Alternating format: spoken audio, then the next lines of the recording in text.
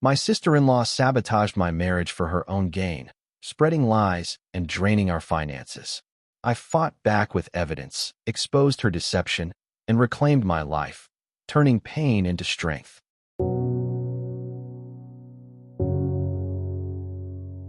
My name is Layla, and I'm 32 years old. I've been married to Jack for 6 years, and for the most part, our life together has been pretty good. Jack's 35, a hardworking guy who runs his own small construction business. He's the kind of person who trusts easily, always sees the best in people, and hates confrontation. That's one of the things I love about him, but it's also what's made this whole mess so hard to deal with. Then there's Abigail, my sister-in-law.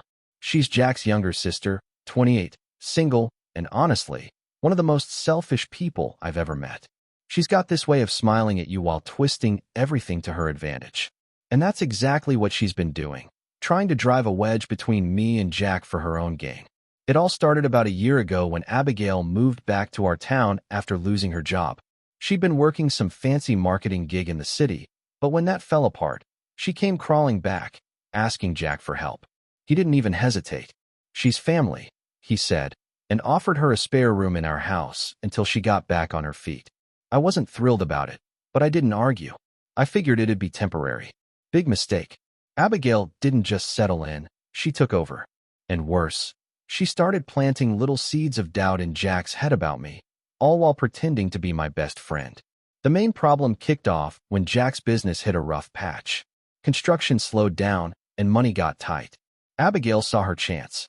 She started dropping hints to Jack that she could help him out, maybe take over the bookkeeping or manage the office side of things. The catch?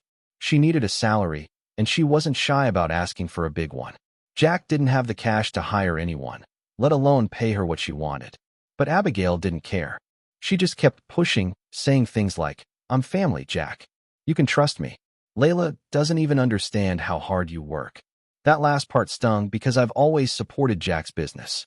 I've stayed up late helping him with paperwork, cooked dinners for his crew when they worked long hours, even pitched in on small projects when he was short-handed.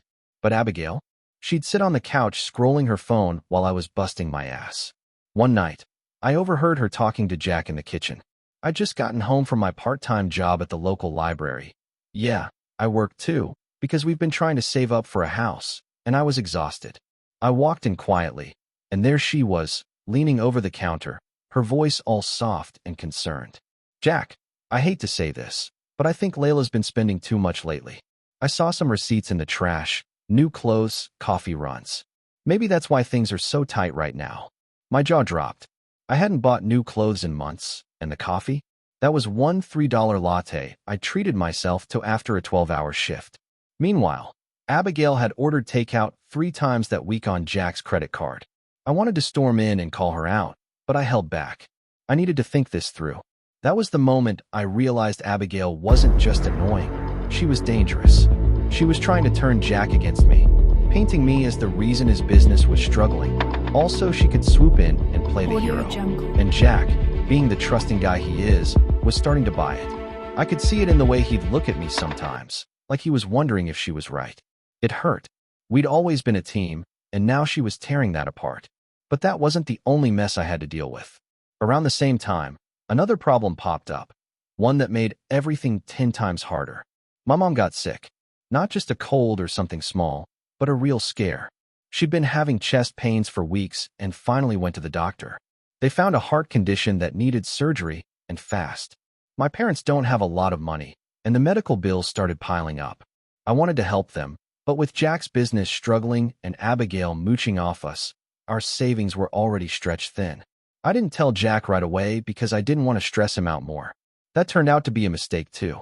One afternoon, I was on the phone with my dad, trying to figure out how we could cover Mom's hospital stay. Abigail walked by, pretending not to listen, but I could tell she was eavesdropping. Later that day, she cornered Jack in the living room while I was out getting groceries. When I got back, he was waiting for me, his face all tense. "Layla, why didn't you tell me about your mom?" he asked. I froze. "I was going to," I said, "but I didn't want to pile more on you." He shook his head. "Abigail says you've been sending money to your parents behind my back. Is that true?" I couldn't believe it. I hadn't sent a dime yet. I'd only been talking about it. But Abigail had twisted it into some big betrayal. "No, Jack," I said, my voice shaking. "I'd never do that without talking to you first." He just nodded, but I could tell he wasn't sure who to believe. That night, I lay awake, staring at the ceiling. I felt trapped.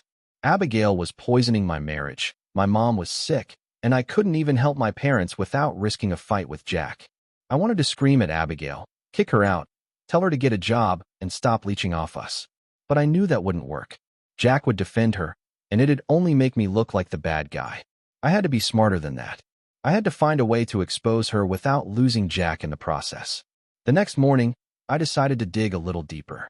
Abigail was always bragging about her old marketing job, so I figured I'd see if there was more to the story.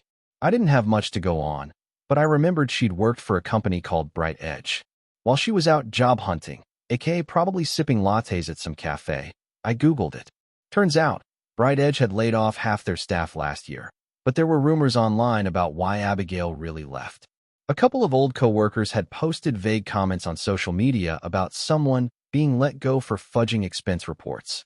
No names, but the timeline matched. It wasn't solid proof, but it was something.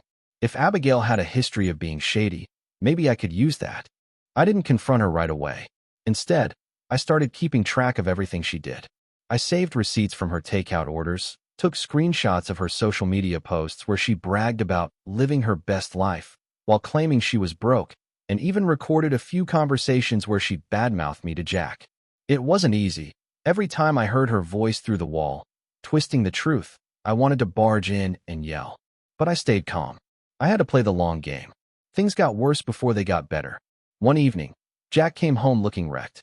"Layla, we lost the bid on the Parker project," he said, slumping into a chair. It was a big job, one we'd been counting on to pull us out of the red. "I don't know how we're going to make it through this." I put my hand on his shoulder. "We'll figure it out," I said. "We always do." But then Abigail piped up from the couch. "Maybe if Layla cut back on her spending, you wouldn't be in this mess, Jack." That was it. I'd had enough. I turned to her, keeping my voice steady. "Abigail, the only one spending Jack's money is you. I've got receipts to prove it." Her face went pale, but she recovered fast. "That's ridiculous," she snapped. "I'm just trying to help." Jack looked between us, confused. "What's going on?" he asked. I took a deep breath. "Jack, I've been quiet about this for too long. Abigail's been lying to you. She's not helping, she's using you. And I can show you." I pulled out my phone and started laying it all out. The takeout bills, the screenshots, even the stuff I'd found about her old job. Abigail tried to interrupt, but I kept going. "She's been telling you I'm the problem. But look at the numbers, Jack. Look at who's really draining us." For a second, I thought he wouldn't believe me. But then he turned to Abigail. "Is this true?" he asked. She stammered. I was just trying to get by until I found something." Jack shook his head. "You've been here a year, Abigail. A year. And you've been lying to me about my wife." It was the first time I'd seen him mad at her. "I want you out," he said. "Tomorrow." Abigail packed her bags that night. She didn't say goodbye, just slammed the door on her way out. Jack and I sat down after she left, and he took my hand. "I'm sorry, Layla," he said. "I should have seen it sooner." I squeezed his hand back. "You're too good, Jack. That's not a bad thing." We talked for hours, sorting through everything. His business, my mom's bills, our future. It wasn't perfect, but it felt like us again. A few weeks later, things started looking up. Jack landed a smaller job that kept us afloat, and I picked up extra hours at the library to help my parents. Mom's surgery went well, and she's recovering. Abigail, last I heard, she moved in with a friend 2 towns over. I don't know if she's learned anything, but honestly, I don't care. She's out of our lives, and that's what matters. Looking back, I'm grateful. Not for the mess Abigail caused, but for how it forced me to fight for what's mine, my marriage, my family. We're stronger now, Jack and I, and my parents are okay too. It's not the life I pictured when we got married, but it's ours, and I wouldn't trade it. So, here's where I need your help. What do you think? Was there a better way to handle Abigail? Should I have confronted her sooner, or was gathering evidence the right call? I'd love to hear your opinions. Maybe there's something I missed, or a step I could have taken differently. Let me know what you'd have done in my shoes. Thank you for tuning in. I hope you enjoyed the story. Don't forget to subscribe and hit the notification bell so you never miss our daily updates.